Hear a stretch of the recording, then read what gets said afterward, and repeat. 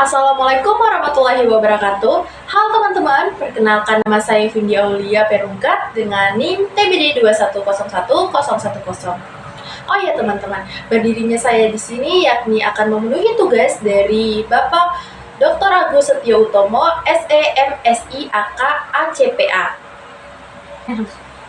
Oh ya teman-teman, for your information, saya sekarang sedang mengampu pendidikan di Politeknik Akbar Surakarta yang memiliki 3 program studi unggulan. Yang pertama yaitu Teknologi Bank Darah yang sekarang sedang saya ampuh, yang kedua ada Manajemen Penanggulangan Bencana, dan yang ketiga ada Bisnis Digital. Oh ya teman-teman, di sini saya akan menjelaskan tugas yang telah diberikan, yakni tugas mengenai populasi dan sampel. Teman-teman, apakah ada yang tahu apa itu populasi dan sampel atau hubungan antara populasi dan sampel itu sendiri? Populasi adalah objek atau suatu subjek yang mempunyai kuantitas dan karakteristik tertentu yang oleh peneliti dipelajari dan kemudian ditarik kesimpulannya, sedangkan sampel sendiri adalah bagian dari karakteristik yang dimiliki oleh populasi tersebut. Selanjutnya ada fungsi populasi dan sampel itu sendiri. Yang pertama, yaitu kegunaan populasi dan sampel populasi adalah mengetahui jumlah keseluruhan dari satuan-satuan atau individu-individu yang karakteristiknya hendak diteliti. Selanjutnya ada pun cara mengambil anggota sampel, yaitu cara mengambil anggota sampel atau teknik sampling disebutkan oleh Supardi tahun 1993 sebagai suatu cara atau teknik yang akan digunakan dalam menentukan sampel penelitian itu sendiri. Ada pun macam-macam teknik pengambilan sampel. Yang pertama yaitu probability sampling, yaitu teknik pengambilan sampel yang melakukan pengambilan sampelnya dengan cara random ataupun acak. Selanjutnya yaitu non-probability sampling, yaitu teknik ini melakukan pengambilan sampel dengan tidak memberi peluang ataupun kesempatan yang sama bagi setiap unsur ataupun anggota populasi yang akan menjadi sampel tersebut. Adapun pengertian sampel random sampling, yaitu proses memilih satuan sampling sedemikian rupa sehingga setiap satuan sampling dalam populasi mempunyai kesempatan yang sama untuk terpilih dalam sampel tersebut.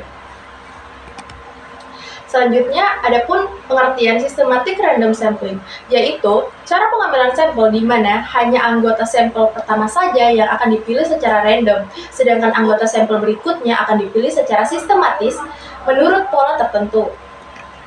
Selanjutnya, ada pun pengertian stratified random sampling, yaitu cara pengambilan sampel di mana populasi disertifikasi menjadi beberapa lapisan berdasarkan kriteria tertentu. Kriteria yang dimaksud merupakan variabel penelitian, bisa juga variabel yang dekat dengan variabel penelitian itu sendiri. Selanjutnya, pengambilan sampel tidak acak atau non-random. Yang pertama ada snowball sampling, adalah cara pengambilan sampel yang pada awalnya menggunakan responden terbatas, kemudian terus meningkat berdasarkan informasi dari responden pertama. Adapun kuota sampling adalah cara pengambilan sampel di mana jumlah responden yang akan diteliti ditetapkan terlebih dahulu, kemudian siapa yang akan dipilih menjadi anggota sampel terserah oleh peneliti tersebut. Yang ketiga ada convention sampling, adalah cara pengambilan sampel berdasarkan kemudahan.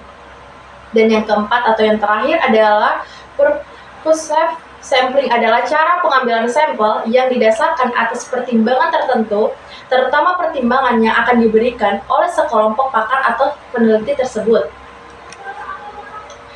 Adapun cara untuk menentukan ukuran sampel, yang pertama yaitu jika penelitinya bersifat deskriptif, maka sampel minimumnya adalah 10% dari populasi.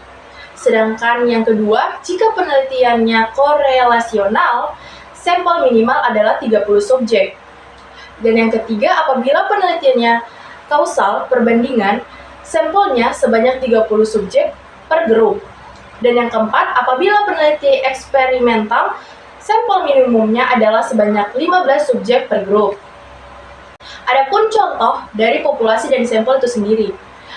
yaitu seorang mahasiswa sedang melakukan penelitian terhadap suatu kelompok siswa dalam satu kelas. Mahasiswa itu kemudian mengambil 10 orang untuk diwawancarai sebagai sampel penelitian. Dalam hal ini, sampelnya adalah 10 orang anak, sedangkan populasinya adalah seluruh mahasiswa yang ada dalam kelas yang diteliti. Sekian dari saya. Apabila ada kekurangan atau salah kata, mohon dimaafkan. Terima kasih. Wabillahi taufiq wal hidayah. Wassalamualaikum warahmatullahi wabarakatuh. Dadah.